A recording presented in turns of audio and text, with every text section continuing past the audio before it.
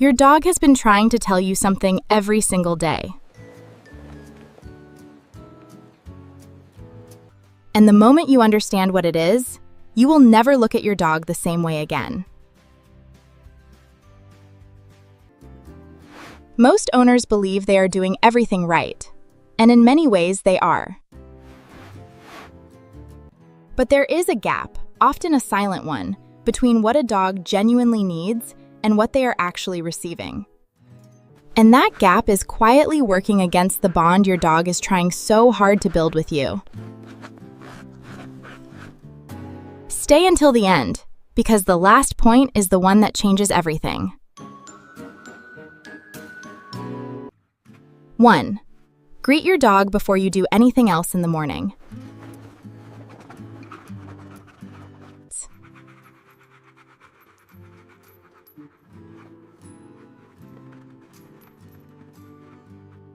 And it sounds so simple that most people will move past it without a second thought.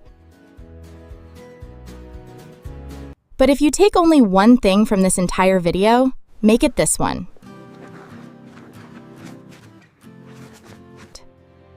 The first 5 minutes of your morning are shaping your dog's entire emotional reality for the rest of the day. Not their food, not their walk, not their toys. Those first 5 minutes. Dogs are pack animals. That is not a metaphor or a way to make them sound more interesting. It is a biological truth built into their DNA over 15,000 years of living alongside us. Their brains are wired to orient around a social anchor. In the wild, that anchor was the group. The owner is the central figure. In your home, that anchor is you.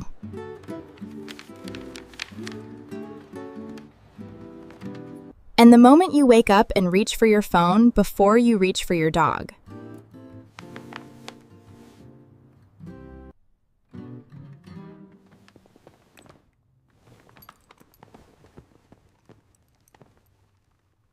The signal says, "You are not my priority." A study published in the journal Applied Animal Behavior Science found that dogs who receive consistent morning social interaction from their owners show measurably lower baseline cortisol levels throughout the day. Lower stress, a more settled nervous system. All from something that takes 30 seconds. You do not need to make it elaborate.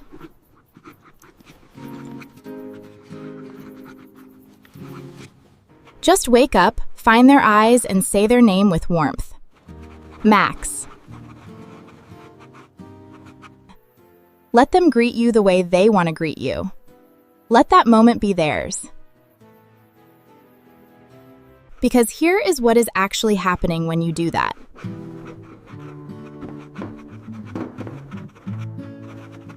Your dog has been waiting while you were asleep. Their entire world was paused. You are the main event of their existence.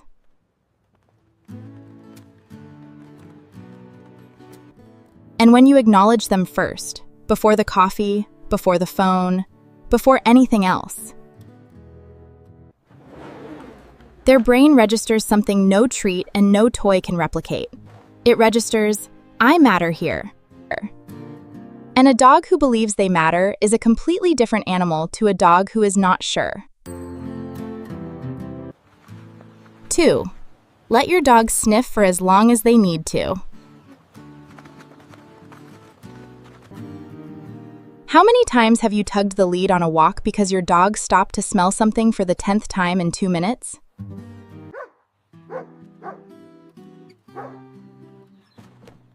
Come on, let's get going already. Almost every owner has done this, and almost every owner has no idea what they just took away from their dog. A dog's nose contains up to 300 million olfactory receptors. Humans have around 6 million. The part of a dog's brain dedicated to analyzing smells is proportionally 40 times larger than the equivalent part in a human brain. When your dog stops and sniffs a patch of grass for 60 seconds, they are not wasting time. They are reading. Which animals have been here, how long ago, whether they were stressed, whether they were healthy. Every smell is a paragraph, every surface is a page. Your neighborhood is a novel your dog has been trying to finish for years. And every time you pull them away, you are slamming the book shut mid-sentence. A study published in Applied Animal Cognition found that dogs allowed to engage in extended sniffing sessions during walks showed significantly higher levels of optimism in subsequent behavioral tests compared to dogs who walked the same distance but were not allowed to sniff freely. Optimism. Not just lower stress, optimism. The way your dog is allowed to use their nose affects how they see the world. 20 minutes of genuine sniffing does more for your dog's mental health than an hour of pure physical exercise. And when you stop pulling and start following, something shifts between you. Your dog begins to trust that being with you means their needs matter. That trust is the currency everything else in this video is built on. 3. Learn the difference between your calm voice and your distracted one.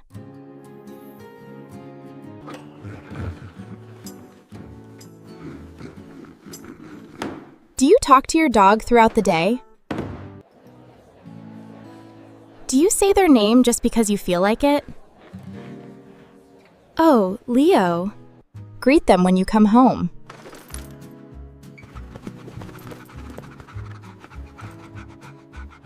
Setting down the mug. Closing the drawer gently. If you do, you are doing something far more powerful than you realize. A 2022 study from researchers in Budapest used brain imaging technology to measure how dogs responded to their owner's voice.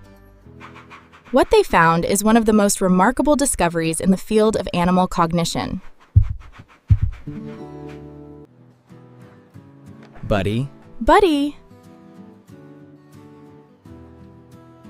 Friend. They process the emotional tone of that voice in the same hemisphere of the brain that humans use to process emotional communication. Your dog's brain has developed a dedicated system for reading how you speak to them.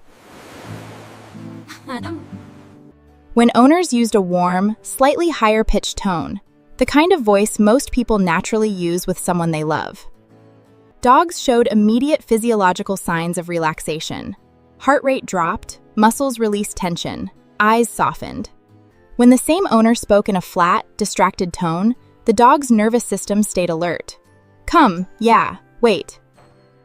I saw this cool thing today, I thought you'd love it. Yeah, that's nice. Did you see that email I sent? Your voice is one of the most powerful regulatory tools your dog will ever have access to. Every time you greet them softly when you walk through the door. Every time you say their name with genuine affection. Every time you whisper something to them while they lie beside you, you are reaching directly into their nervous system and telling it, everything is safe. You can rest. I am here. No supplement, no calming spray, no anxiety wrap can do what your voice does when it carries real warmth. And your dog already knows the difference. They have always known. The question is whether you will be consistent enough for them to count on it. 4. Play with your dog like the game actually has stakes.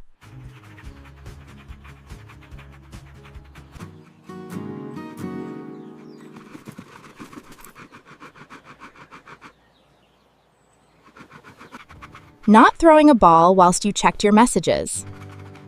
Not tossing a toy in their general direction. Actually played. Fully present, fully engaged, making the game feel real.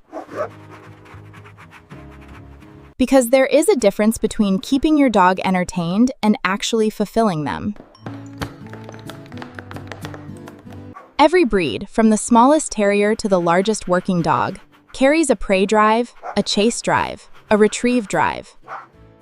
These are not behavioral quirks. They are biological imperatives. And when those drives never get to express themselves in a meaningful way, the energy does not disappear. It finds another outlet.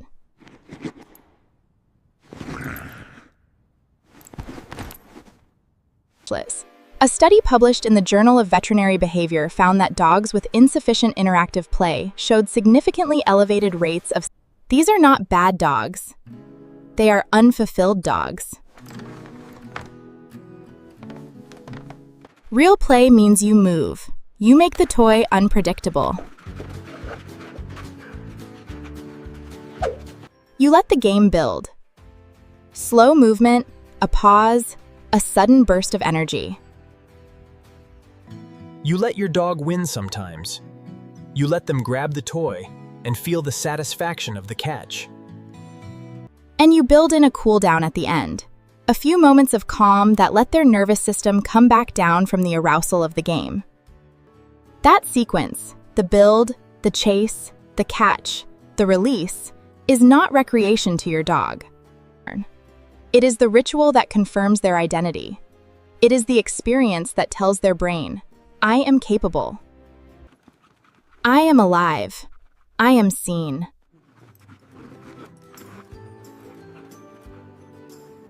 And when you are the one on the other end of that game, fully present, making it real.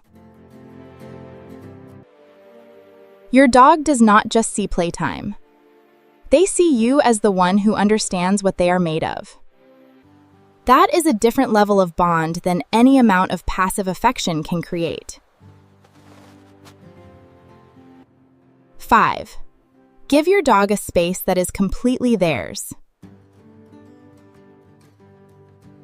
Does your dog have a place they go when the world gets to be too much? Not a crate you shut them in. A place they chose. A corner they return to. A spot where no one bothers them, no one calls them, no one expects anything from them. If your answer is no, your dog has been living without something essential. Dogs are social animals who also require withdrawal.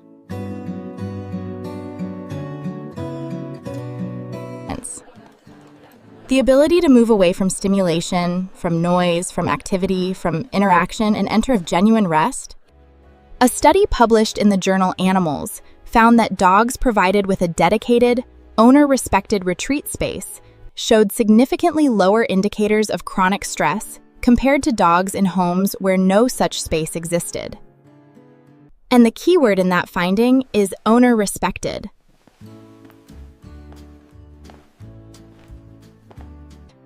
The space only works if the humans in the house understand that when the dog goes there, they are not to be disturbed.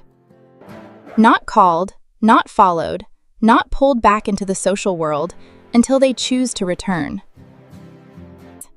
This is where most owners get it wrong without meaning to.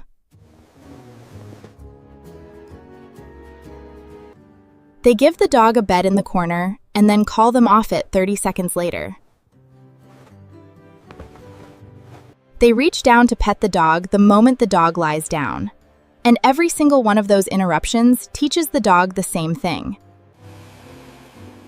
There is no place in this home where I am truly safe to rest.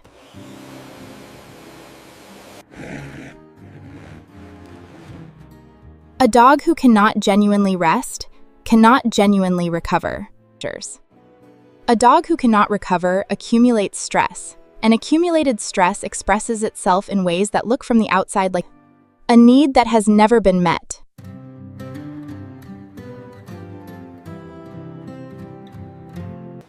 Give your dog a place. Let them find it on their own terms. And when they go there, leave them entirely alone. Because to your dog, that space is not just a corner. 6. Stay still when your dog chooses to rest against you. You know the moment. You sit down and your dog slowly, deliberately walks over, circles once, and presses their body against yours. Laughing. It's the best feeling. Your arm goes numb. Whatever you were doing becomes impossible, and you do not move. Most people treat this as a funny inconvenience, a sweet story to tell.